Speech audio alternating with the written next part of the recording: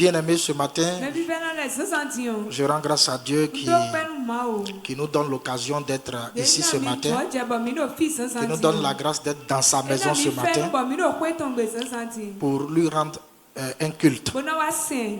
Nous avons vu le dimanche dernier qu'il est important, voire nécessaire, d'aller dans la maison de Dieu, de se rendre dans la maison de Dieu.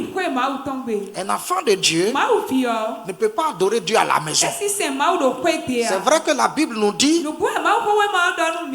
que à partir de Jésus, l'adoration ne se fera plus à Jérusalem,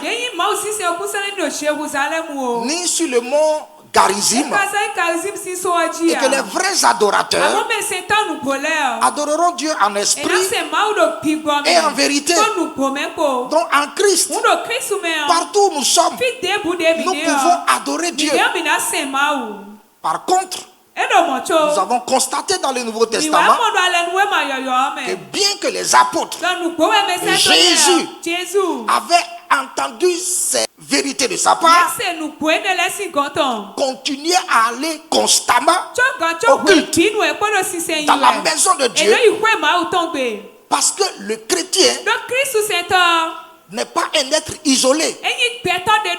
Il fait partie d'une communauté que la Bible appelle église, qui est un corps. Ça veut dire qu'un organe du corps qui est hors du corps meurt.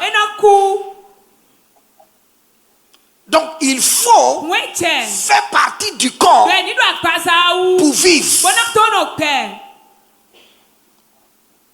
Car le sang circule dans tout le corps pour le nourrir, pour le maintenir en vie. Donc tu dois faire partie d'une communauté. Tu dois faire partie d'une église. C'est important, voire indispensable. Amen. Donc, un chrétien ne vit pas une vie isolée. Un chrétien fait partie d'un groupe. Jésus a dit qu'il viendra chercher non pas un individu, mais l'église. Or, quand on parle d'église, certaines versions de la Bible traduisent le mot église de la bonne manière. Il le traduit par assemblée. Assemblée. L'église, c'est l'assemblée de Dieu. C'est l'assemblée des saints. C'est l'assemblée des enfants de Dieu. Et la Bible parle de la communion des saints. Lorsque nous venons à l'église, nous bénéficions de cette communion. Nous bénéficions de ce que la Bible appelle la grâce et l'onction. Il est dit quand les frères sont ensemble, donc il est doux et agréable. Ça c'est le psaume 123. Il est doux et agréable pour des frères de demeurer. Demeurer, c'est rester, c'est habiter, c'est être stable. Donc, lorsque tu n'es pas stable, lorsque tu n'habites pas, lorsque tu ne demeures pas dans ta communauté, l'huile qui viendra du ciel ne t'atteindra pas. C'est pourquoi Somme dit, il est doux et agréable pour des frères de demeurer ensemble. Donc, non seulement il faut demeurer, mais il faut être ensemble avec les autres. Et la Bible dit aussitôt, c'est comme l'huile qui coule. Dès qu'il y a une communion d'ensemble, le ciel s'ouvre et l'huile coule. Et l'huile coulera sur toutes les couches de l'église. Sur la tête, sur la barbe et sur tout le vêtement. Tout le monde aura part à l'huile de Dieu. Tout le monde aura part à l'onction lorsqu'on est ensemble. C'est pourquoi lorsque tu pries et que ça ne marche pas, tu dis à Dieu, Seigneur, je suis dans telle assemblée. Si j'appartiens à telle assemblée, que tu agrées que l'onction de cette assemblée se manifeste.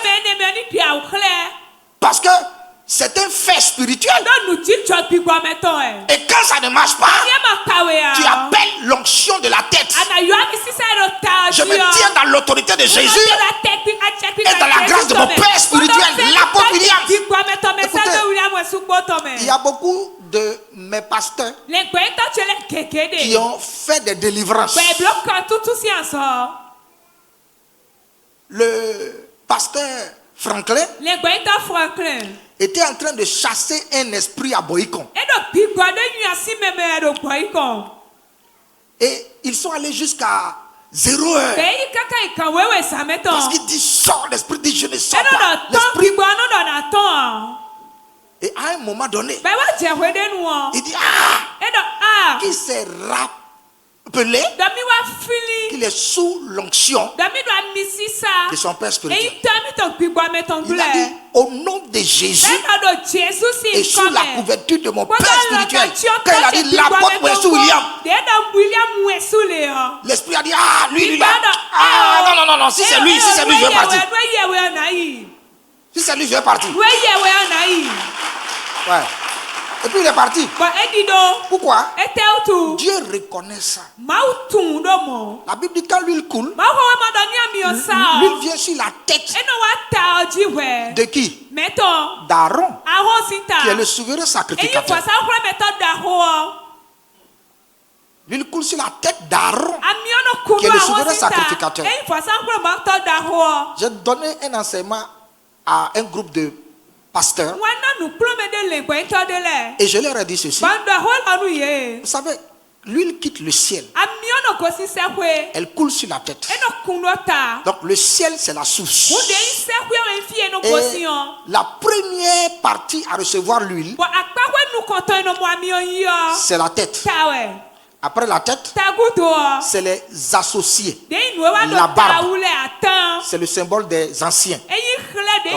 L'huile vient sur la tête, ensuite elle va sur la barbe, et enfin elle coule sur tout le vêtement. Tout le monde a droit à l'huile.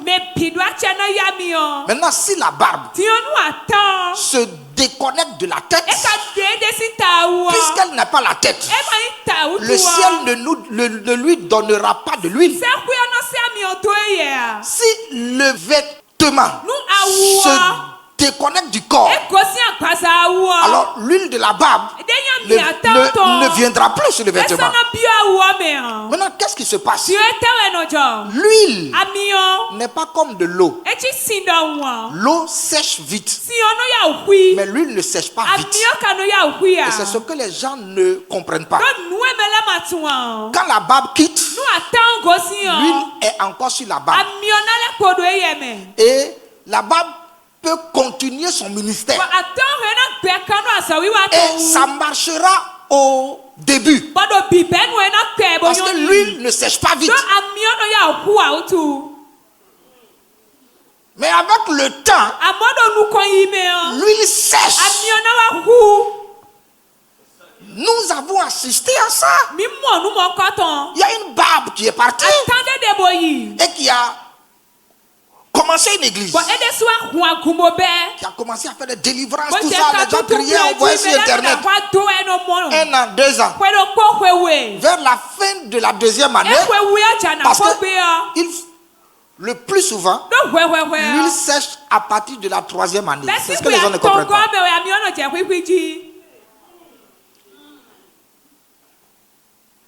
C'est pourquoi il faut toujours partir de la bonne manière.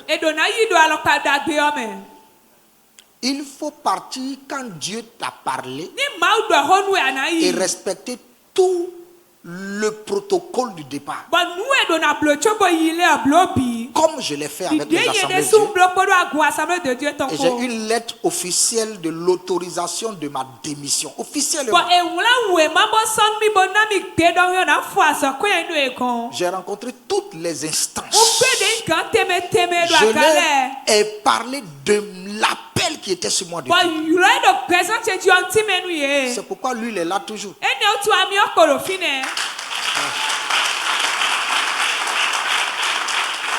Ouais. Je ne suis pas le seul qui soit parti des assemblées de Dieu. Il y en a d'autres qui ont claqué la porte, ils sont partis.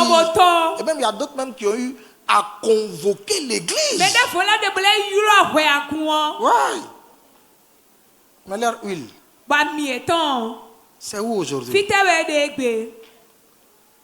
C'est important. Donc, la deuxième chose liée à l'huile de la barbe et l'huile du vêtement, c'est que quand une huile coule, elle perd progressivement sa qualité. La qualité de l'huile qui est sur la tête est différente de celle qui est sur la barbe.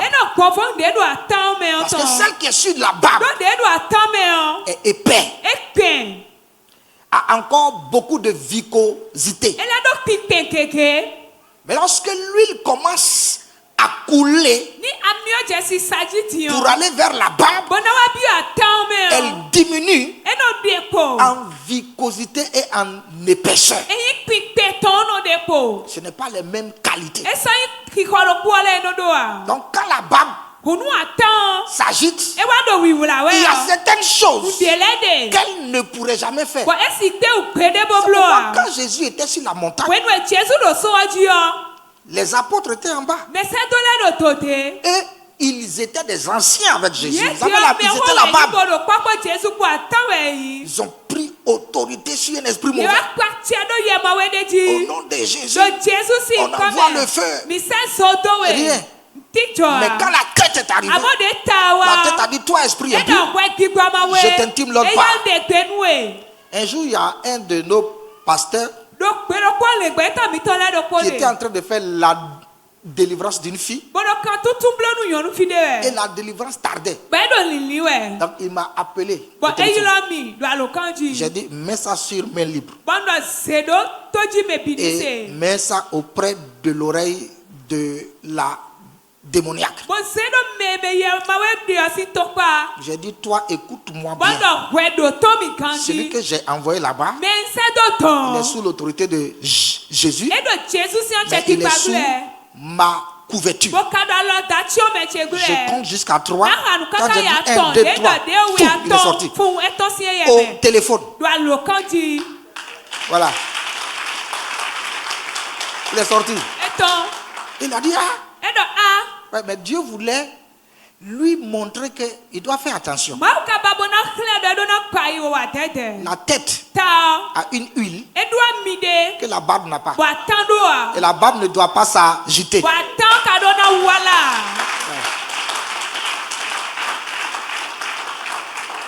Maintenant, quand l'huile quitte la barbe pour aller sur le vêtement, ça perd encore de qualité. Bien que ce soit l'huile, ça veut dire que tu peux prendre autorité sur certaines choses. En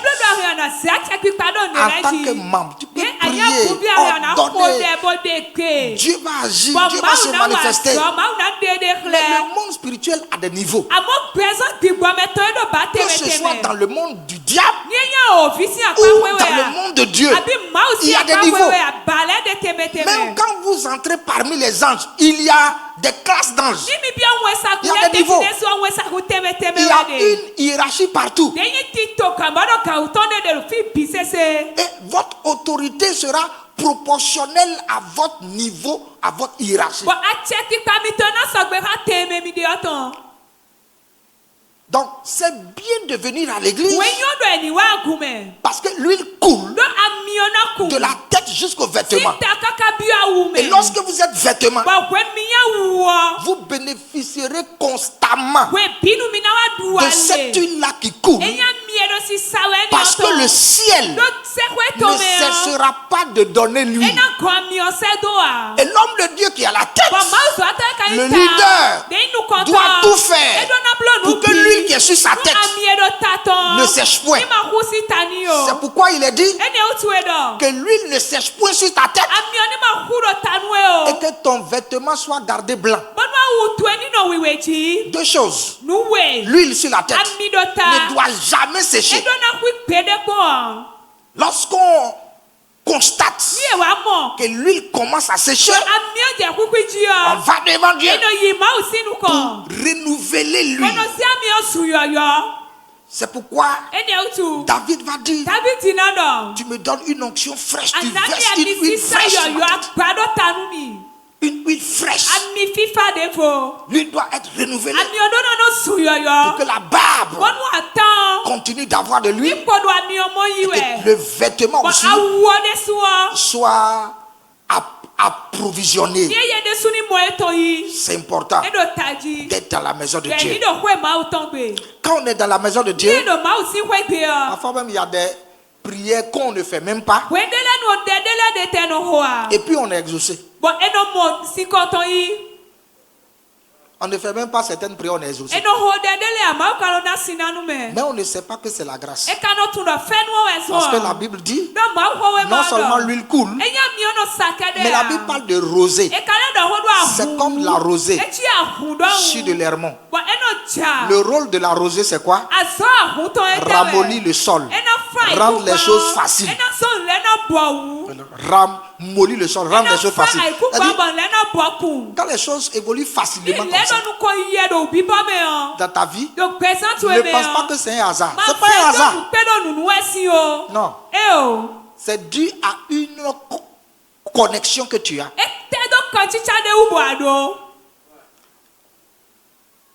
Lorsque Lot commençait à réussir, il a pensé que c'était un hasard. Oh, c'était sa connexion avec Abraham.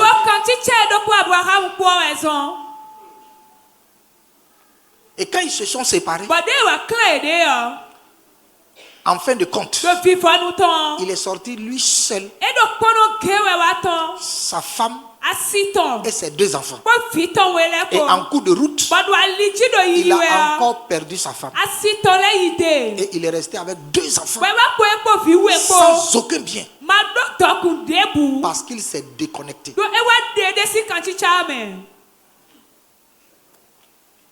C'est important, bien aimé.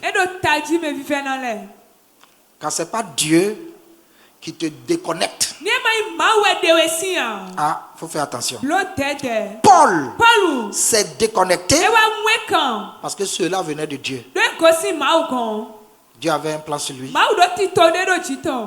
Et on va voir son ministère évoluer. Et on n'entendra plus jamais parler de Barnabas. Ça, c'est le plan de Dieu.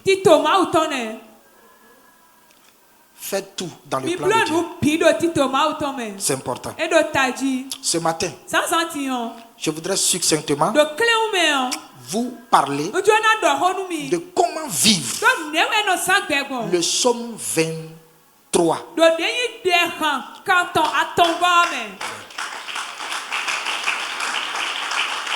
Comment vivre le psaume 23? Amen. Donc, comment vivre le psaume 123? Lisons le psaume 123. À partir du verset 1. Cantique de David. L'Éternel est mon berger. Je ne manquerai de rien. Il me fait reposer dans de verts pâturages. Il me dirige près des eaux paisibles. Il restaure mon âme. Il me conduit dans les sentiers de la justice à cause de son nom. Quand Quand je marche dans la vallée de l'homme de la mort, je ne crains aucun mal, car tu es avec moi. Ta houlette et ton bâton me rassurent. Tu dresses devant moi une table en face de mes adversaires. Tu ouies ma tête et ma coupe déborde. Oui, le bonheur et la grâce m'accompagneront tous les jours de ma vie. J'habiterai dans la maison de l'Éternel jusqu'à la fin de mes jours. Oh, que le Seigneur bénisse sa parole. Oui, c'est un psaume intéressant, mais pétri de leçons. Il y a assez de choses dans ce psaume-là. Mais je ne voudrais pas décortiquer le psaume lui-même. Je voudrais vous parler de comment vivre ce psaume-là.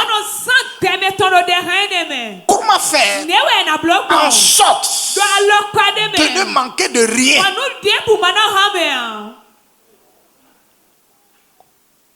Comment faire en sorte de trouver le bon pâturage, d'être auprès des eaux paisibles, d'avoir une âme restaurée, d'être conduite dans les sentiers de la justice, d'être dans l'assurance quand on traverse l'ombre de la vallée de la mort. Dans les temps de crise de maladie, on n'a pas peur. On n'a pas peur de la maladie. On n'a pas peur des crises financières. On n'a pas peur des crises de son entreprise. On n'a pas peur. Parce qu'on a une assurance.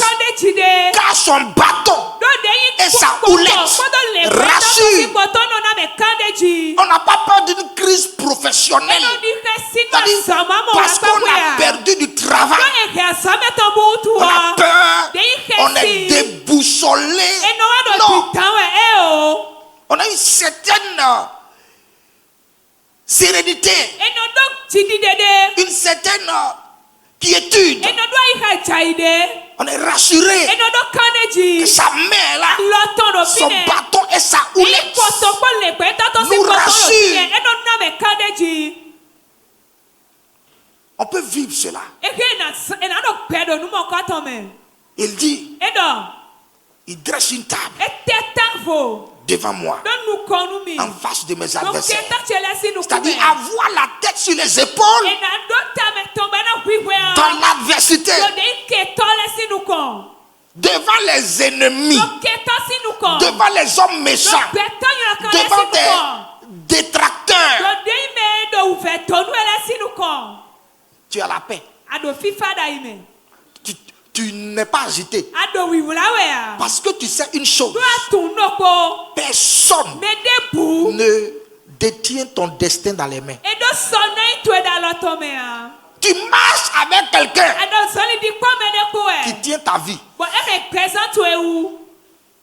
Il y a une chanson qui dit: il tient le monde dans ses mains. Il tient le monde dans ses mains. Il tient le monde dans ses mains. Jésus tient le monde dans ses mains. Il tient ta vie et ma vie dans ses mains. Christ est avec moi. Qui sera contre moi? Mais comment vivre cela?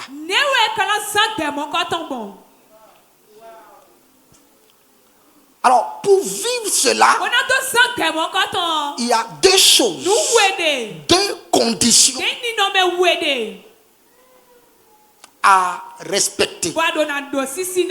La première condition, c'est accepter d'être sous un berger. Accepter d'être sous un berger. David va dire, l'Éternel est mon berger. Est-ce que tu acceptes d'être sous un berger? Est-ce que tu cherches à avoir un berger? C'est ça la première condition. Donc quand on lit, on pense que c'est simple. Mais ce n'est pas simple. Parce qu'il y a un prix aussi à payer. Et le premier prix, c'est accepter un berger. Accepter premièrement le berger par excellence. Le grand berger, c'est l'Éternel. L'Éternel est mon berger. Donc, accepter Dieu comme ton berger. Un berger est toujours debout et il voit devant. Un berger voit l'avenir. Un berger voit le danger. Un berger connaît là où se trouvent les bons pâturages. Un berger c'est là où se trouvent les eaux pour abreuver son troupeau. Un berger connaît le chemin. Donc, si Dieu est ton berger, cela suppose que tu es comme un animal. Amen. Donc, David dit l'Éternel est mon berger. Parce que David fut un berger. Il a été un bon berger à l'image de Dieu. Au point où Dieu m'a dit, j'ai trouvé un homme selon mon cœur. Il paie son troupeau de tout son cœur. David paissait le troupeau de son père de tout son cœur comme un bon berger. Donc, premièrement, Dieu, l'Éternel Dieu est un berger et nous devons l'accepter comme notre berger. Psaume 23 verset 1. David dit l'Éternel est mon berger. Donc, Dieu est un berger. Ensuite, dans Psaume chapitre 28. Donc Psaume chapitre 28 verset 9. Il est dit l'Éternel Dieu sauve ton peuple et bénis ton héritage. Sois leur berger et leur soutien pour toujours. David prie ici et il dit Dieu, sois le berger de ton peuple. Ça veut dire que David considère l'Éternel Dieu comme un berger qui doit conduire son troupeau. Dieu est un berger. Il agit comme un berger vis-à-vis de son peuple et vis-à-vis de ses enfants. Il sera dit la même chose dans Psaume chapitre 80 verset 1. Il est dit au chef des chantres sur les lits lyriques d'Azaph, prête l'oreille, berger d'Israël, toi qui conduis Joseph comme un troupeau, parais dans ta splendeur, toi qui assis sur les chérubins. Dieu était le berger d'Israël. Dieu est le grand berger, le berger par excellence. Il va transmettre son rôle à son fils Jésus. Et quand Jésus viendra sur la terre, il va dire aux hommes qu'il est le bon berger. Selon Jean chapitre 10, verset 1, verset 11. Jean chapitre 10, à partir du verset 11. Il va dire, je suis le bon berger. Le berger donne sa vie pour ses brebis. Mais le mercenaire qui n'est pas le berger et à qui n'appartient pas les brebis, voit le loup, abandonne les brebis et prend la fuite. Et le loup les ravit et les disperse. Jésus dit, je suis le bon berger. Donc lorsque David disait, l'Éternel est mon berger, il était en train de dire que Dieu est son berger et que Jésus aussi est son berger. Si il devait le dire aujourd'hui, il leur dirait que Jésus est son berger. Jésus est le bon berger. Dans Hébreux chapitre 13, verset 20, il est présenté comme le souverain berger, le chef des bergers. Le chef des bergers. Hébreux chapitre 13, verset 20. Que le Dieu de paix, qui a ramené d'entre les morts le grand pasteur des brebis par le sang d'une alliance éternelle, notre Seigneur Jésus. Les mots berger et pasteur sont interchangeables.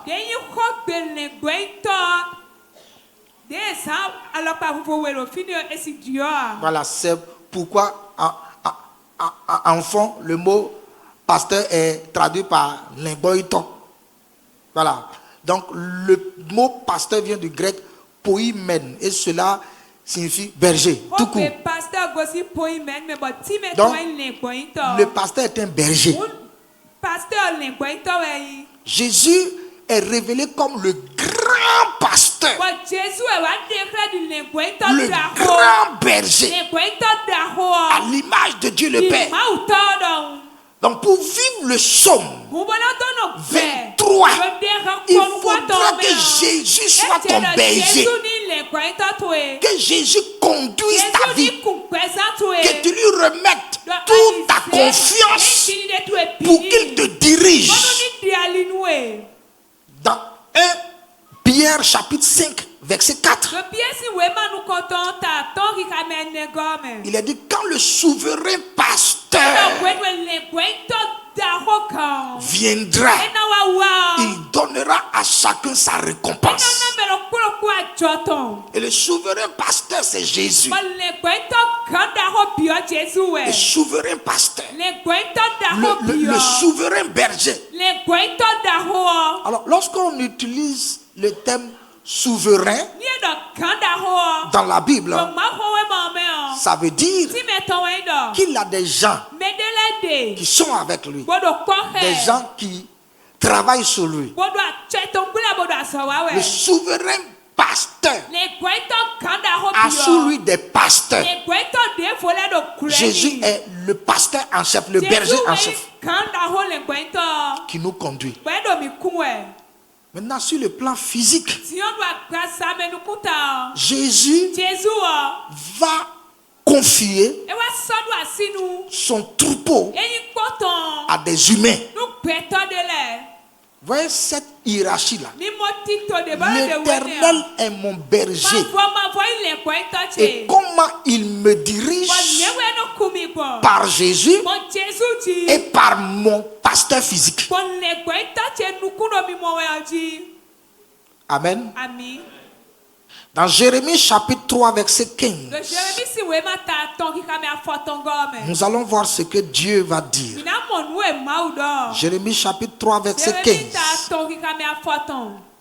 Dieu dit, je leur donnerai des bergers selon mon cœur et ils vous paîtront avec intelligence et avec sagesse.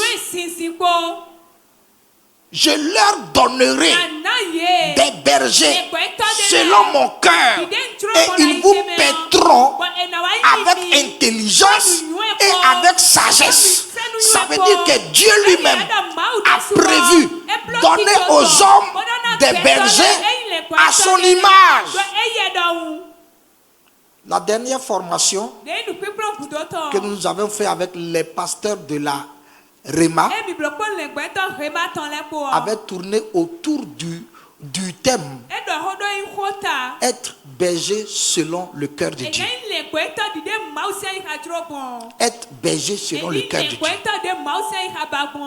Un berger doit être à l'image de Dieu, le grand berger. Je dis, je leur donnerai des bergers. Donc, Dieu te conduira à travers les hommes. Dieu te conduira à travers les hommes. Donc lorsque David disait, l'Éternel est mon berger, il ne voyait pas Dieu. Mais il avait avec lui des sacrificateurs. Le sacrificateur Abiatar était souvent avec David. Et il appelle, il dit, consulte l'Éternel pour moi. Oriente-moi. Dirige-moi. Donc David était roi, mais il avait un sacrificateur. Dieu le conduisait à travers un sacrificateur. Mais lorsqu'il voulait exclamer les bienfaits de Dieu dans sa vie, il m'a dit, l'Éternel est mon berger. Mais il le faisait au travers du sacrificateur. Les pasteurs que Dieu a établis sont des bergers de Dieu. C'est-à-dire ils accomplissent la volonté de Dieu dans notre vie. Et ils ont pour rôle de nous conduire dans notre destinée. Ils sont établis par le Saint-Esprit. Selon Actes des Apôtres, chapitre 20, verset 28. Actes des Apôtres, chapitre 20, verset 28. L'apôtre Paul, lorsqu'il a réuni tous les anciens de l'église d'Éphèse, vous savez, au temps de Paul, il n'y avait pas de grande église comme ça. Les églises étaient dans les maisons. Et il fallait nommer des anciens sur chaque église afin d'animer les cultes dans les maisons. Parce que c'était le temps de la persécution. L'église n'était pas libre comme elle l'est aujourd'hui. Donc les anciens jouaient le rôle de pasteur en ce temps-là. Et les évêques étaient les responsables des anciens. Donc, Paul va dire ici, prenez garde à vous-même et à tout le troupeau sur lequel le Saint-Esprit vous a établi évêque pour paître l'église du Seigneur qu'il s'est acquise par son propre sang. Donc un pasteur humain est un berger délégué. Un pasteur humain est un berger délégué. Les brebis ne lui appartiennent pas. Vous ne m'appartenez pas. Il y a un frère qui était venu me voir la fois dernière. Il s'est agenouillé devant moi. Pasteur, pardonne-moi. J'ai dit, mon frère, arrête. Je ne peux ni t'envoyer en enfer, ni t'envoyer au paradis. Je n'ai pas ce droit-là. Moi-même, je lutte aussi pour aller au ciel. Voyez, non? Donc, j'ai été établi par délégation de pouvoir. Et je suis sous contrôle. Quand un chef d'État nomme un ministre et qu'il dit qu'il est ministre délégué, ça veut dire qu'il n'est pas libre. Il n'est pas libre. Il est toujours à la présidence pour faire les comptes rendus. Deuxièmement, il n'a pas de budget personnel. C'est comme ça. Tous les serviteurs de Dieu physiques sont des pasteurs délégués. Amen. Donc le Saint-Esprit vous a établi évêque pour paître l'église du Seigneur. Ce n'est pas votre église. Quand les gens disent ça là, c'est mon église. C'est mon église, ça m'appartient. L'église n'appartient à personne. L'église appartient à celui qui a versé son sang sur la croix du Calvaire. C'est lui qui a racheté l'église. Ouais.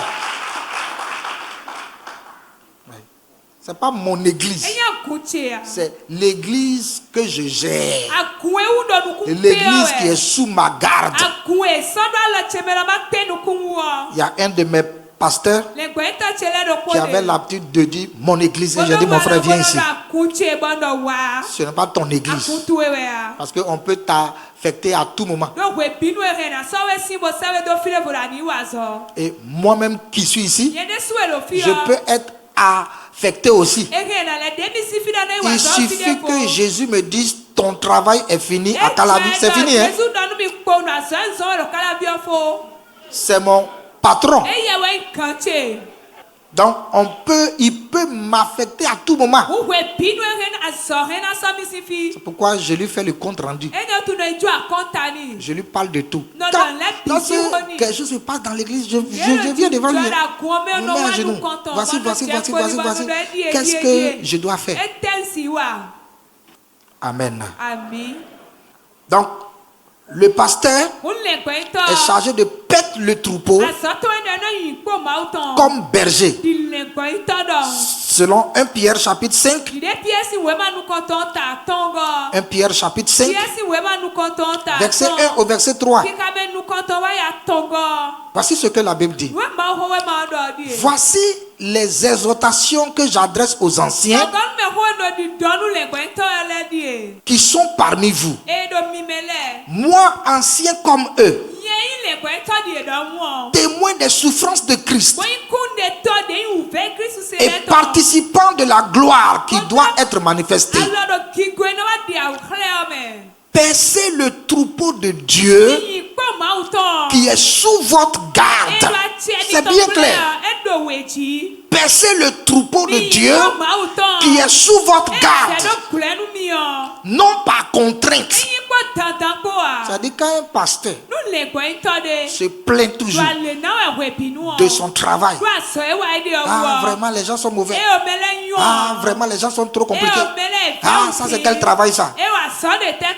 Ce n'est pas un bon pasteur. Non par contrainte, mais volontairement. C'est un appel. Quand quelqu'un rentre dans le ministère, qu'il sache que c'est volontaire et qu'il ne lève pas les yeux pour regarder le siège. Le siège ne m'a pas fait telle chose. Le siège ne m'a pas fait ceci. Le siège c'est pas ça. Est-ce que c'est le siège qui t'a mis dans le ministère? C'est toi qui as dit que tu as l'appel de Dieu. D'abord, moi je veux savoir, est-ce qu'il y a quelqu'un qui a l'appel de Dieu ici? Personne. Donc beaucoup prennent le ministère comme une fonction publique. Un jour il y a des frères. Quand j'ai prêché sur l'appel de Dieu, ils ont levé leurs doigts pleins. Ils étaient environ 100 personnes. Tout cela, je l'appelle. Je dis oui, pasteur. sans l'appel. J'ai dit, ok, il n'y a pas de problème. On a fait la première rencontre.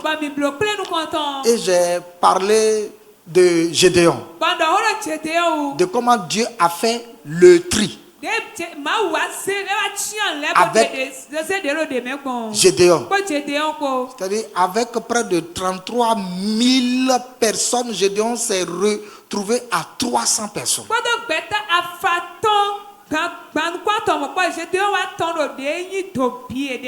Il a fait le tri. La première des choses qu'il a dit, tous ceux qui ont peur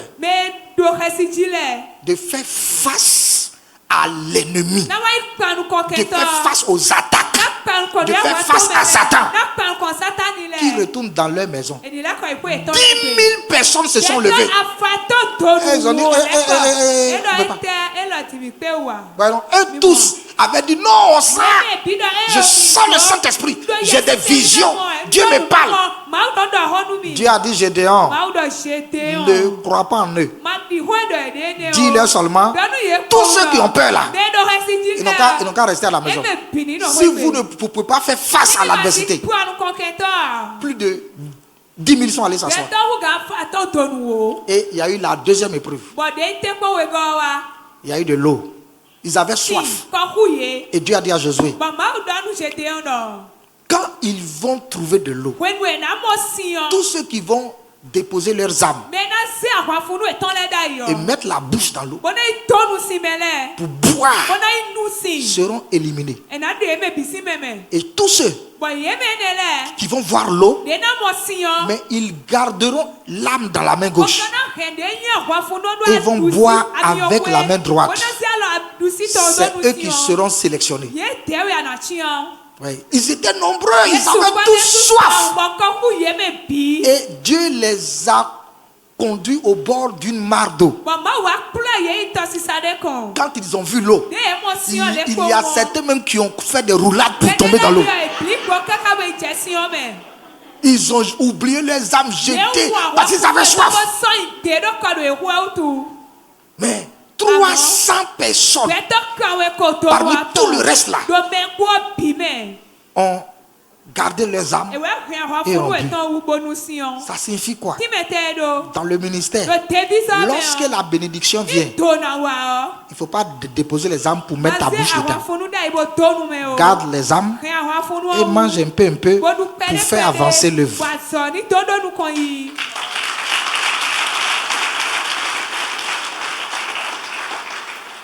Quand j'ai dit ça, de 100, on est revenu à 30. Et sur les 30, j'ai enseigné les exigences du ministère pastoral. On est revenu à 6. Et sur les 6, j'ai dit maintenant, Dieu veut que quelqu'un aille à Glazoué. Glazoué cherche un pasteur. Tout le monde a baissé la main. Sur les 6, il y a eu 0. Quand on dit l'Éternel est mon berger, ça signifie beaucoup de choses. Percer le troupeau. Ouais. Volontairement, selon Dieu. Lisez bien le verset, selon Dieu. Ce n'est pas à ta manière. Tu ne dois pas perdre le troupeau selon que tu veux. Mais si c'est selon qu'on veut là, il y a beaucoup d'hommes de Dieu qu'on aurait déjà imités. Il y a beaucoup de stratégies qu'on aurait déjà mises en place pour avancer. Est-ce qu'avoir l'argent est difficile? C'est pas difficile, non? Mais il a dit selon Dieu, non pour un gain sordide, un gain malhonnête.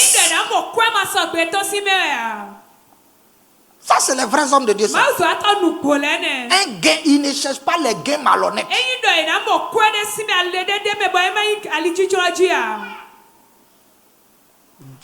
J'ai vu que dans ton compte, tu as 1 million. Comment lui faire pour voir l'argent des gens?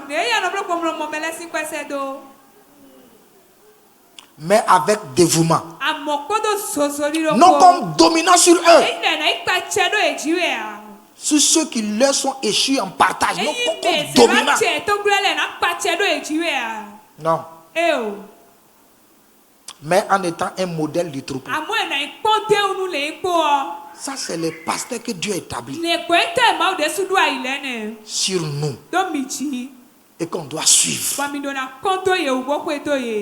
La première condition, c'est accepter que Dieu soit son berger à travers son pasteur.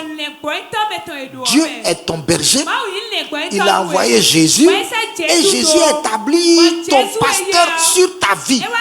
Est-ce que tu le considères comme ton berger?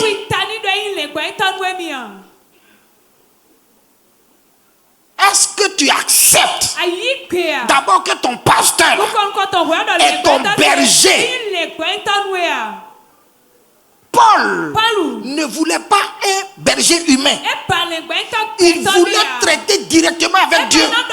Sur le chemin de Damas, il a dit: Seigneur, parle-moi. Qu'est-ce que je dois faire pour toi? Dieu dit: non. J'ai établi des hommes sur la terre. Va à Damas. C'est eux qui te diront ce que tu dois faire. Dieu respecte son protocole. Dieu est un Dieu de parole, un Dieu de principe. Et quand il établit des principes, il les respecte. Il dit non, va. En fait, il dit, voyez, quand Lazare était dans le sein d'Abraham, l'homme riche a dit à Abraham: Abraham, je souffre trop ici. Envoie quelqu'un d'ici pour aller dire à ma famille que l'enfer existe. Abraham va lui répondre: non, non, non, non. Dieu ne va pas descendre pour te parler. Aucun ange ne viendra vers toi. Aucun homme ne sortira de l'enfer pour aller vers toi. Dieu a déjà établi sur la terre des hommes qui les écoutent. Si tu n'es pas d'accord avec ce principe, le psaume 23 ne peut pas s'accomplir dans ta vie. Il faut un berger pour que le psaume 23 s'accomplisse dans ta vie. Ça, c'est la première condition. Accepter avoir un berger. Quel que soit ton rang social, quel que soit ton niveau, tu as besoin d'un berger. Un jour, Jésus a vu les gens, la foule, et la Bible dit il fut ému de compassion pour la foule parce qu'elle était errante, sans berger. Elle n'avait pas de berger. Tu as besoin d'avoir un berger. Donc Dieu est le berger suprême. Jésus est le souverain et grand berger. Et son pasteur est son berger délégué. Si tu l'acceptes, là, tu peux remplir la deuxième condition. La deuxième condition, c'est accepter devenir une brebis. Accepter devenir une brebis. Je veux partager cela avec vous dans mon livre qui a pour thème la croissance spirituelle. Devenir une brebis. Vous savez, l'église est un troupeau, mais c'est un mélange de plusieurs types d'animaux. C'est-à-dire des hommes qui ont des caractéristiques de différents animaux dans l'église. Et pour vivre le psaume 23, il faut prendre l'engagement à devenir une brebis. Parce qu'il y a différents types d'animaux dans l'église. Donc quel type d'animal es-tu dans la bergerie de Dieu? La Bible nous parle des cochons ou du porc. Dans l'église, il y a des cochons qui sont membres, mais ils sont des cochons et ils sont dans l'église. C'est pas moi qui le dis. On va lire cela dans la Bible. Matthieu chapitre 7. Matthieu chapitre 7. Le verset 6. Ne pas les choses saintes aux chiens. Et ne jetez pas vos perles devant les pourceaux, de peur qu'ils ne les foulent aux pieds et ne vous déchirent. Ah, on parle de pourceaux. Donc, il y avait des pourceaux humains qui étaient parmi les Juifs. Spirituellement, Jésus les voyait comme des cochons. Pierre va dire la même chose. Dans 2 Pierre chapitre 2, verset 22. Il leur est arrivé ce que dit un proverbe vrai. Le chien est retourné à ce qu'il a vomi, et la truie lavée s'est vautrée dans le bourbier.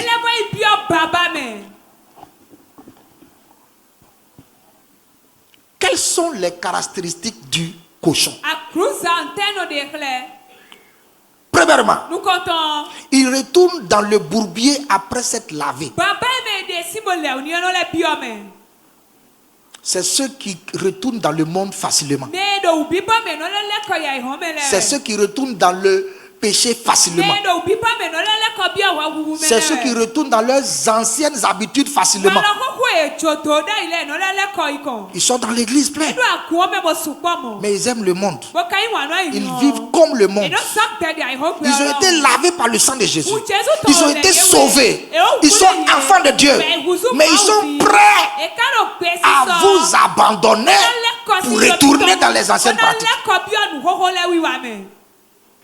Eux, ils ne peuvent pas vivre le psaume 23.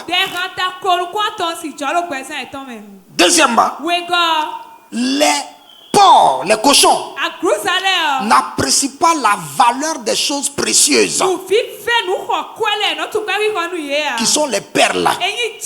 Les perles sont les choses précieuses. Ils n'évaluent pas la valeur du Saint-Esprit qui leur a été donné. Ils n'évaluent pas la valeur de bons enseignements qu'ils reçoivent. Ils n'évaluent pas la valeur du bon pasteur qu'ils ont. Les porcs passent de pasteur en pasteur parce qu'ils ne considèrent pas leur pasteur. Ils foulent aux pieds ce qui est précieux. Ils ne voient pas la valeur de ces choses. Ça, c'est les porcs. Ils ne peuvent pas vivre le psaume 23. Ensuite, ils se retournent contre leur leader. Tous les porcs se lèvent contre leur leader. Il est dit dans la Bible, de peur qu'il ne se retourne contre vous et qu'il vous déchire. Donc le porc se retourne contre son leader. Il se retourne contre son pasteur. Parce qu'il ne voit pas en lui quelqu'un d'élu, quelqu'un de loin pour sa vie. Il ne voit pas qu'il a une perle pour sa vie. Il est prêt à se retourner contre lui. Il est prêt à se lever contre lui. Il est prêt à le saboter. C'est pour cela qu'on ne peut pas conduire les porcs. Est-ce que vous avez vu une fois un berger de porc? Ça n'existe pas. Les porcs sont toujours dans un enclos. Parce qu'on ne peut pas les conduire. Lorsque quelqu'un est un porc dans l'église, il est difficile de le conduire. Il est difficile de le diriger. Parce que le porc fait sa propre volonté. Le porc ne peut pas se soumettre. Il aime la boue. Il mange de tout. C'est un omnivore, comme on le dit. Il mange jusqu'à manger les excréments humains. Lorsque quelqu'un est un porc dans l'église, il avale toutes les doctrines. Il va recevoir les enseignements de part et d'autre. Parce qu'il mange partout. Il est sur Internet pour suivre les messages de tous les hommes de Dieu. Ce qui le rend instable. Quand les enseignements ne sont pas d'une seule source, quand les enseignements ne sont pas bibliques, tu vas avaler des choses bizarres. Les porcs, enfin, détruisent leurs leaders. Ils détruisent leurs leaders. Quand tu vois quelqu'un se lever contre son pasteur, il sabote, ce n'est pas une brebis. Il n'est pas une brebis. C'est un porc. C'est un porc. C'est pourquoi David dit, l'Éternel est mon berger. Mais dans toute la Bible, Dieu conduit rien que les brebis. Si tu ne deviens pas une brebis, Dieu ne pourra pas te conduire. Deuxième catégorie d'animaux, les chiens. La Bible parle des chiens. Et la Bible dit parmi les hommes, il y a ceux-là qui revêtent les caractéristiques du chien. Et ils sont aussi dans le troupeau. Ils sont dans le troupeau. Philippiens, chapitre 3, verset 2. Nous lisons. Prenez garde aux chiens. Prenez garde aux mauvais ouvriers. Prenez garde aux faux circoncis. Donc, les chiens sont les mauvais ouvriers. Les chiens sont les faux circoncis. Oui, c'est ça. La circoncision même ma bois d'alerte. C'est-à-dire ils ne sont pas nés de nouveau. Ouais. La circoncision est le symbole de la nouvelle naissance. Le prépuce, c'est la chair. C'est la chair. Et donc quand on enlève ça, l'esprit sort. Et c'est l'esprit qui fait bien le travail. Paul dit, prenez garde aux chiens. Et il parlait à une église. Et il dit, dans l'église là, il y a des chiens dans l'église. Faites attention à eux. Ils sont comme des chrétiens. Ils sont comme des enfants de Dieu. Ils sont avec vous. Ils dansent avec vous. Ils apportent les offrandes aussi. Et ils sont là. Ils chantent. On peut les voir dans le groupe musical. Parce que la Bible les appelle les faux ouvriers. Donc, ils peuvent être dans le groupe musical. Ils peuvent être dans l'accueil. Ils peuvent être parmi les MC même. Mais c'est les faux ouvriers qui se sont furtivement glissés avec hypocrisie dans l'église et qui a accompli une tâche. La Bible dit prenez garde. C'est des faux circoncis. Comment peut-on les connaître? Qu'est-ce qui les caractérise? 2 Pierre 2, 22. Il est arrivé ce qui dit un proverbe. Le chien est retourné à ce qu'il avait vomi. Le chien, quand il refuse quelque chose, lorsqu'il vomit quelque chose, il retourne à cette chose. C'est-à-dire qu'il a vomi le monde. Il a quitté une église. Et tu vas le voir, quand il est dans une église, il sort pour retourner encore là-bas. Il n'a pas de stabilité. La plupart des chiens qui ne sont pas transformés en brebis, c'est ceux qui ont quitté une église et qui sont devenus membres. Ceux-là, s'ils ne font pas attention, ils vont encore sortir. Tu vomis des choses, mais tu retournes là-bas. Les chiens, ils foulent aux pieds les choses précieuses, comme les porcs. Ils ne digèrent pas certains types d'enseignements. Les chiens ne digèrent pas des enseignements. Quand on prêche sur la loyauté, ils ne sont pas d'accord. Les chiens n'aiment pas la loyauté. Il y a des gens, quand on prêche la loyauté, on regarde leur visage, on regarde leur réaction, et on sait dans le cœur que cette personne-là, lorsqu'il y aura une épreuve, elles partiront de l'église. Parce qu'il y a 3 épreuves de la loyauté. Dieu va vous mettre à l'épreuve toujours. La première épreuve, c'est l'épreuve du feu. Dieu va vous mettre du feu pour voir. Quand on met le feu dans la brousse, là, les serpents sortent. La deuxième épreuve, c'est l'épreuve du temps. Les enfants d'Israël ont dit: oh Seigneur, tu es merveilleux. Parce qu'ils ont traversé la mer Rouge.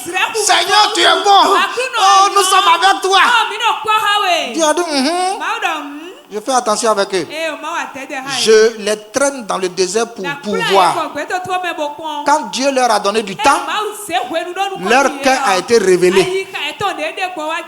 L'Égypte était encore en eux. Il y a des gens qui sont ici. L'Égypte est en eux. Il suffit d'une épreuve seulement et ils vont se rappeler de l'Égypte. Ah, lorsque nous étions en Égypte, nous mangeons des shawarma. Lorsque nous étions en Égypte, nous mangeons des mishui. Lorsque nous étions en Égypte, alors qu'il s'était engagé avec Dieu, il a suffi une épreuve et il se rappelle de l'Égypte. Les chiens sont comme ça. La troisième épreuve, c'est l'épreuve de la distance. Moïse est allé sur la montagne et il a fait 40 jours. Les gens ne le voyaient plus. Il n'avait plus de contact avec le peuple. Quand le pasteur voyage, est-ce que tu viens à l'église? Non, c'est ça la réalité. Lorsque le pasteur s'absente, comme un jour, mon père a dit, Papa Mamadou Karambiri, il dit, quand il voyageait avant, les gens viennent à moto devant l'église. Et puis ils disent, Papa est là. Quand on dit non, les membres, les membres. Papa est là. Non. Donc ça veut dire que leur cœur n'est pas là. Moïse est allé sur la montagne. Pendant un temps, les gens étaient déjà fatigués. La loyauté envers Dieu, la loyauté envers Moïse a disparu de leur cœur. La distance a révélé ce qui était dans leur cœur. Et même l'assistant de Moïse, qui est Aaron, il était proche de Moïse. C'est lui qui répétait les paroles de Moïse Mais il était hypocrite. C'était un déloyal. Quand Moïse est parti, c'est lui qui va se lever. Et il va dire, Moïse là même, on ne sait pas ce qu'il est devenu. Et l'Égypte est venue dans leur cœur. Quand on était en Égypte, on voyait notre Dieu avec les yeux. Et ils ont fait le veau d'or. Ils se sont mis à l'adorer. Ceux-là que Dieu avait sauvés. Ceux-là qui ont traversé la mer Rouge. Ceux-là qui ont vu la manne tomber. Une épreuve seulement a révélé leur cœur. Les chiens. Que Dieu nous aide. Les chiens. Les chiens retournent à leur vomissure. C'est-à-dire à ce à quoi ils avaient renoncé. Ils foulent aux pieds les choses sacrées. Ils sont bavards. Les chiens aboient trop. Quand un chien est dans l'église, toutes les informations de l'église sont dehors. Quand on parle de quelqu'un, quand un chien est dans un comité, c'est grave. Vous prenez une décision à peine.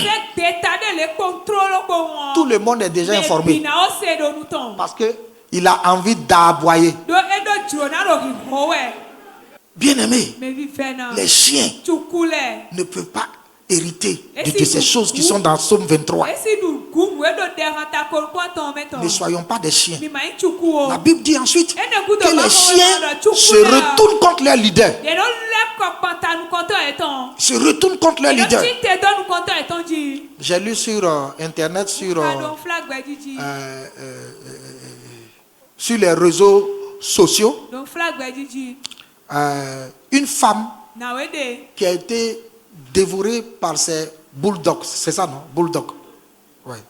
Donc, qui a été dévorée par ses chiens, bulldogs. Elle avait 2 chiens qu'elle a élevés. Elle était avec les chiens. Mais un jour, ces chiens-là se battaient avec un autre chien. Et elle voulait sauver ces chiens.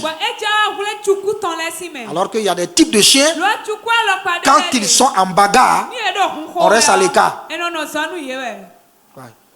Elle est allée se mettre entre eux pour séparer ses chiens. Et ses propres chiens l'ont tué et l'ont dévoré, ils l'ont mangé. Il y a des chiens qui mordent leur maître. Quand on dit le chien est bon, le chien est bon. S'il se fâche contre toi, écoutez, lorsque les chiens sont dans l'église, la vie des pasteurs est en danger. Ils sont là, ils sont gentils, mais ils ont la nature de chien. Le chien, quand il vient, il remet la queue. Mais après tout, il a la nature, l'instinct animal. C'est comme aujourd'hui. En Asie aujourd'hui, dans les pays arabes là, les riches ou les richissimes ne veulent plus les petits animaux de compagnie. Et ils sortent maintenant avec les panthères, les tigres, les lions. Voilà. Et puis on dit waouh, ils sont riches vraiment. Mais je crois que vous voyez les choses sur les réseaux sociaux. Certains sont mordus, d'autres sont mangés. Parce que l'animal est toujours animal. Laissons la nature de chien si nous voulons hériter. Troisièmement, les boucs. Il y a des gens dans l'église qui ont la caractéristique des boucs, mais qui veulent vivre le psaume 23. Le bouc est de la race des cabris. Les cabris, quand vous les conduisez, vous pouvez remarquer qu'ils sont indisciplinés. Il y a une différence entre les brebis qui sont de la race des moutons. Voilà. Quand vous conduisez les moutons, c'est autre chose. Souvent, on dit il est bête comme un mouton. C'est pourquoi Jésus prend toujours l'exemple de brebis. Un mouton. Mouton au féminin. C'est-à-dire c'est la femme, la femelle du bélier. Voilà. Donc, vous voyez, les cabris ne sont pas dans de bons animaux. Matthieu chapitre 25. Versets 32 et 33. Il est dit, toutes les nations seront assemblées devant lui. Il séparera les uns d'avec les autres, comme le berger sépare les brebis d'avec les boucs. Et il mettra les brebis à sa droite et les boucs à sa gauche. Donc, les boucs seront dans l'église jusqu'au jour de l'enlèvement. Et c'est ce jour-là que Jésus va faire la part des choses. Maintenant, les boucs sont caractérisés par la mauvaise odeur. La première des choses qu'on remarque sur les boucs, c'est qu'ils répandent une mauvaise odeur. Un bouc dans une église ne parlera jamais bien de son église. Il va répandre les mauvaises choses sur l'église. Un bouc dans une église ne parlera jamais bien de son pasteur. Il parlera toujours mal de son pasteur. Un bouc dans une église, il va toujours critiquer à mal les gens. Parce que le bouc ne fait que répandre une odeur nauséabonde. Quand les boucs sont dans l'église, l'église n'est pas en paix. Mais ils sont toujours dans l'église quand même. Vous devez les identifier à travers leurs propos, à travers leurs comportements. Les boucs, deuxièmement, sont indisciplinés. Quand on leur dit, passez par là, et ils font autre chose. On ne peut pas conduire les cabris comme on conduit les brebis. Parce qu'ils sautent beaucoup. Pour ceux qui sont restés au nord, ils savent. Les cabris sautent dans tous les sens. Et on est obligé d'attacher souvent la corde à leur cou. Mais les moutons, on les laisse souvent. Parce qu'ils sont calmes, disciplinés, tout ça. Et parmi eux, il y a des responsables qui peuvent être des cabris, qui ne parlent pas bien de leur pasteur, qui ne sont pas disciplinés, qui ont un esprit indépendant. Vous savez, Jésus n'était pas indépendant. Il dépendait de son Père en toutes choses. Quand on parle de ça aujourd'hui, le monde travaille à la liberté, qui n'est pas en réalité la liberté, mais qui est le libertinage. Juste le monde travaille au libertinage. La fausse liberté. La fausse liberté. On dit, je suis libre de faire tout ce que je veux. Et c'est cette liberté qui amène des gens à faire des choses bizarres. C'est leur vie privée. Et même les enfants disent, j'attends mes 18 ans. J'attends mes 18 ans, papa. Reste tranquille, j'attends mes 18 ans. Ouais. Et à 18 ans, tu vois ta fille qui vient avec son copain. Bonjour papa. Et puis il rentre dans la chambre. Chez moi.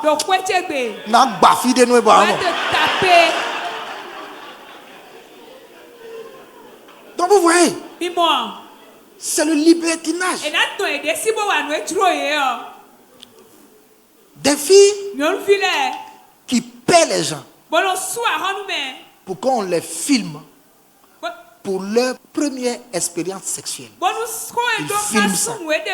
Et elles mettent ça sur Internet. Personne ne peut parler. Parce que c'est la liberté. Écoutez, s'il n'y a pas de contrôle, c'est l'anarchie qui s'installe. C'est le désordre qui s'installe. Lorsqu'un chrétien n'est pas soumis à la volonté de Dieu et à son berger, il commence à faire du désordre. Nous avons pour preuve des gens qui quittent les églises. Et parce qu'ils n'ont plus d'église, ils n'ont plus peur de faire ce qui leur semble bon. Ils font du désordre. Il y a une femme qui s'est plainte, on a entendu. Je regrette qu'on soit parti de telle église. Parce qu'aujourd'hui, mon mari ne dort plus à la maison. Parce qu'il n'y a plus personne pour lui dire qu'est-ce que tu fais. Quand tu es libre, personne ne peut t'interpeller. Personne ne peut te faire des reproches. Tu rentres dans le libertinage et tu deviens un libertin.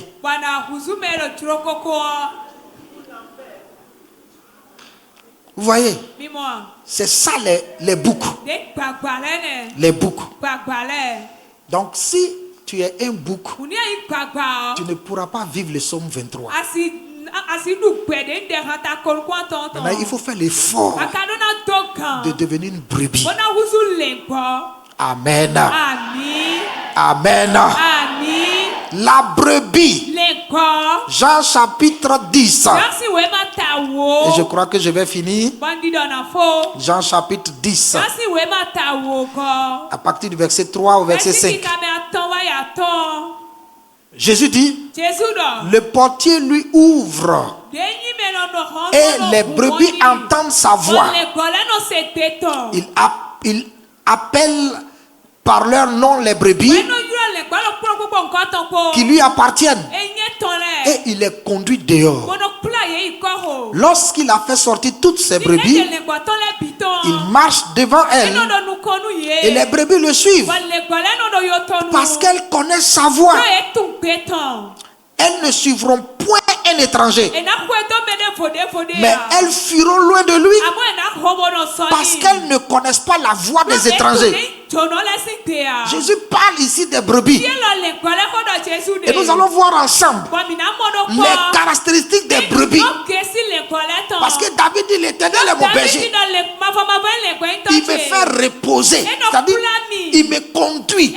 Il m'amène. Donc je le suis avec discipline pour me reposer dans de verts pâturages. Il me conduit auprès des eaux paisibles. Donc il m'oriente. Il me dirige pour m'amener là-bas. Il faut une discipline pour suivre. C'est pour cela que Jésus préfère les brebis. Il préfère les brebis. Premièrement, elles connaissent la voix du berger. Tu dois avoir un berger et tu dois connaître sa voix. La brebis connaît la voix du berger. C'est-à-dire, elle connaît la voix de son pasteur. Elle connaît la voix de Jésus. Elle connaît la voix de Dieu. Parce que Dieu est le berger suprême. Jésus est le grand berger. Et le pasteur est le berger délégué de Dieu. Donc, elles discernent Jésus. Elles connaissent la voix de Dieu. Elles connaissent la voix de leur pasteur. Elles ne suivent pas n'importe qui. Elles suivent leur pasteur. Jean chapitre 10, verset 14. Je connais mes brebis et elles me connaissent. Les brebis connaissent la voix de leur berger et elles connaissent même leur berger. Lorsque tu ne connais pas ton berger, si les gens racontent des choses sur lui, tu vas croire. Voilà. Jésus dit, je connais mes brebis. Moi, il y a des frères ici. Les gens sont venus me dire certaines choses sur des frères. Je dis, tel frère là, jamais. Ça c'est faux. Je le connais. C'est faux. Mais toi, si tu ne connais pas ton berger, l'ennemi viendra pour mentir. Comme Adam et Ève, qui ne connaissaient pas bien Dieu. Et le serpent vient pour leur dire que Dieu a menti. Est-ce que Dieu a réellement dit? C'est parce que Dieu sait que si vous mangez là, vous serez comme lui. Au lieu de dire c'est faux, notre Dieu ne ment jamais. Ils n'ont pas refusé. Ils n'ont pas refusé. Et ils se sont laissés atteindre par les propos du serpent. Ah bon, c'est vrai? C'est vrai? Les vraies brebis, elles connaissent leur berger. Quand quelqu'un vient leur dire, votre pasteur là, c'est un agent du diable. Parce que aujourd'hui, on traite tous les hommes de Dieu d'agents du diable. Et on ne sait qui est bon et qui est faux aujourd'hui. Ah, votre homme de Dieu là, c'est un faux, hein? Quelle est ta réaction? Ah, c'est vrai. Ah, il est faux. C'est que tu n'es pas une brebis. Jésus dit, mes brebis me connaissent. Personne ne peut les ravir. Elles me connaissent. Elles refusent de suivre les autres. Elles restent avec moi. Je le connais. Ça fait 3 ans que je suis dans cette église. Ça fait 2 ans que je suis dans cette église. Ça fait 1 an que je suis dans cette église. Il prêche bien. Je ne l'ai jamais vu dans du faux. Je ne l'ai jamais vu en train de faire. Je les connais.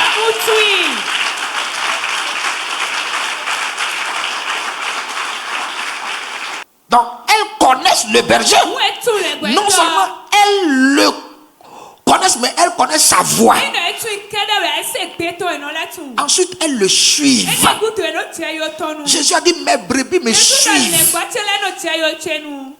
Lorsqu'on paie les cabris, on reste derrière. Pour tous ceux qui ont fait le nord, tous ceux qui ont vu les bergers, ceux qui conduisent les cabris restent derrière les cabris. Parce que les cabris ne suivent pas. Mais les brebis, le berger reste devant les brebis. Et il marche. Les brebis le suivent. Les vraies brebis suivent le pasteur.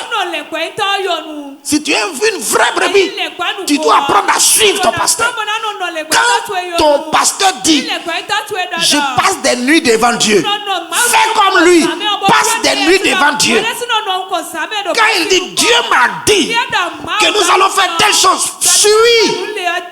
Parce que tu dois le connaître avant de le suivre. Quand les gens sont allés, quand les gens parlaient contre Jésus, à un moment donné, il a fait appel à ses proches, les apôtres. Il leur a dit, attendez, il faudrait qu'on mette au clair des choses. Dans votre tête là, tout doit être clair. Les gens parlent sur moi. Vous là, que pensez-vous de moi? Parce que si c'est pas clair dans votre tête là, on ne peut plus continuer ensemble. Ça doit être clair. Que pensez-vous de moi? Pierre s'arrête. Il dit tu es le Christ, le Fils de Dieu vivant. Nous sommes là, nous allons rester, nous allons te suivre. Ouais. Et il a dit c'est le Père qui t'a révélé cela. Ça c'est important. Et ils l'ont suivi. Ils l'ont suivi au point où un jour Jésus a dit vous devez boire mon sang et manger ma chair. Les gens disent ça c'était mystique. Et puis ils ont fui. Et Jésus s'est tourné vers les apôtres. Vous-même, vous pouvez partir. Et ils ont dit non. Nous, on te connaît. Tu as les paroles de la vie. On reste.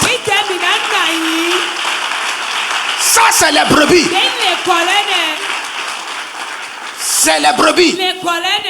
Donc, lorsque David disait l'Éternel est mon berger, il a eu trop d'épreuves dans sa vie, mais il est resté attaché. Il suivait, il marchait derrière son berger jusqu'à aller dans de verts pâturages auprès des eaux paisibles. La brebis, c'est ça. La brebis entend la voix de son berger. C'est-à-dire elle écoute, elle comprend. La brebis aime entendre. Jean 10 verset 27. Mes brebis entendent ma voix. Je les connais et elles me suivent. Elles entendent ma voix. Quand tu es une brebis, tu dois écouter les prédications de ton pasteur. Tu dois aimer ses prêches. Tu dois aimer ses enseignements. Tu dois entendre sa voix. Mais les brebis qui ne font que suivre les autres hommes de Dieu ne sont pas mes brebis. Il y a des frères, parfois même, je vais sur leur statut. WhatsApp pour voir, pas exprès. Je vais un peu sur les statuts. Ils n'ont jamais mis mes vidéos sur les statuts. C'est les autres hommes de Dieu. Maintenant, tous les mercredis, ils viennent s'asseoir pour prendre note chez moi. Ils viennent chez moi ici pour prendre note. Ils viennent chez moi ici pour recevoir la bénédiction. Ils viennent chez moi pour recevoir la prospérité. Mais il faut la promotion des autres. Vous voyez, non? Tu viens recevoir la bénédiction et tu fais la promotion des autres. C'est vrai, nous sommes dans le corps de Christ. Mais dans un corps, il y a des départements dans le corps. C'est pourquoi on parle de système sanguin, système nerveux, système endocrinien, système métabolique, etc., etc. Donc, il y a des départements. Chaque cellule joue un rôle à part. C'est comme ça. Donc, si tu as la remarque, tu es dans un département du corps. Tu es une cellule qui doit fonctionner ici.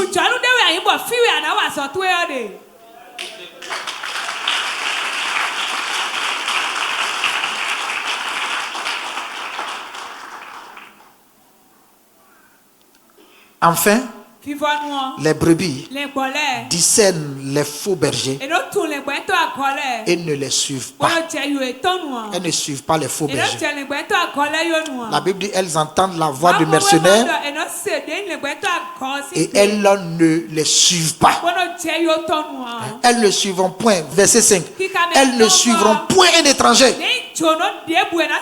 mais elles fuiront loin de lui parce qu'elles ne connaissent pas la voix des étrangers. Ça, c'est les brebis, ça. Écoutez, je vais terminer pour dire que David était une bonne brebis. Une bonne brebis. Et il a pris Dieu comme son berger. Il s'est laissé conduire. Il a écouté la voix de Dieu. Il s'est soumis à Dieu. Et Dieu l'a conduit dans toutes ces choses. Si tu veux vivre le psaume 23, accepte le berger et deviens une brebis. Laisse la nature du bouc. Laisse la nature du chien. Laisse la nature du cochon. Et deviens comme une brebis afin de rentrer dans ton héritage. Parce que c'est la Bible qui le dit ainsi. Dieu te bénit. Dieu te bénit. Dieu te bénit. Au nom de Jésus-Christ de Nazareth. Amen.